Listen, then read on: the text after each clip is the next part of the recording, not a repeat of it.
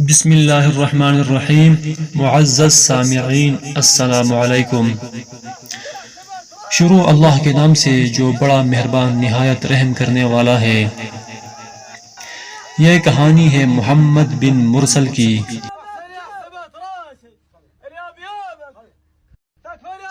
معافی کی آخری تلاش، معافی کی طلب اور عدل کی جنگ، محمد بن مرسل کی کہانی۔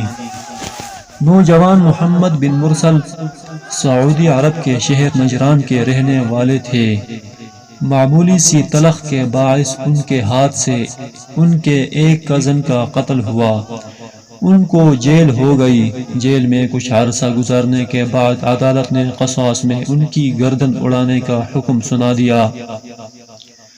البتہ شرعی طور پر مقتول کے ورثاء کے پاس دیت لینے یا فی سبیل اللہ معاف کرنے کا اختیار بھی تھا۔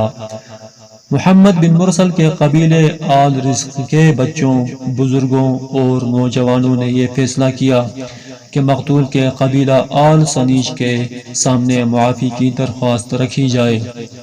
وہ چاہیں تو دیت لیں، وہ چاہیں تو معاف کر دیں۔ یہ درخواست رکھنے کا جو انداز تھا، یہ اتنا منفرد تھا، یہ اتنی عاجزی اور فریاد لیے تھا کہ پورے عرب میڈیا کا یہ موضوع بن گیا۔ محمد بن مرسل کے قبیلے کے چھوٹے بڑے بزرگ بچے سب مقتول کے دروازے پر پہنچ گئے۔ مقتول کے ورثاء کو بلایا گیا۔ ان کے سامنے قبیلے کے سرداروں اور شیخوں نے، جوانوں اور بچوں نے اپنی عقالیں، چادریں، لمبے جبے اتار کر مقتول کے ورثاء کے قدموں میں رکھے۔ عزت اور فخر سمجھی جانے والی چیزیں اور اشیاء اتار کر مقتول کی چوکھٹ میں رکھ دیے۔ اپنی چادروں سے گھٹنوں کو باندھ کر زمین پر لیٹ گئے۔ اپنے سروں پر مٹی ڈالا۔ شاعروں نے معافی پر قصیدے پڑھے۔ قاتل کے ننھے بچے نے یوں معافی کی استدعا کی کہ جگر کٹ جائے۔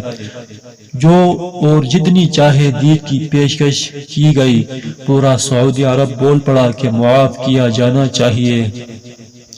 شریعت نے دیت اور معافی کا آپشن بھی تو رکھا ہے، لیکن مقتول کے ورثاء نے نہ تو معاف کیا اور نہ دیت پر راضی ہوئے۔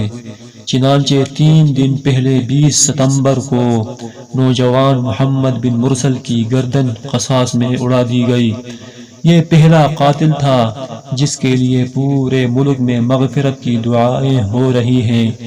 لوگ ہمدردی اظہار کر رہے ہیں، لیکن دوسری طرف قانون اپنی جگہ کتنا مضبوط ہے کہ سب کچھ کے باوجود نافذ ہوا۔ اللہ سے دعا ہے کہ ہمارے ملک میں بھی اسی طرح قانون نافذ ہو جائے۔ اگر آپ کو ویڈیو پسند آئی ہے تو پلیز چینل کو سبسکرائب کریں اور ایک لائک ضرور کرتے جانا۔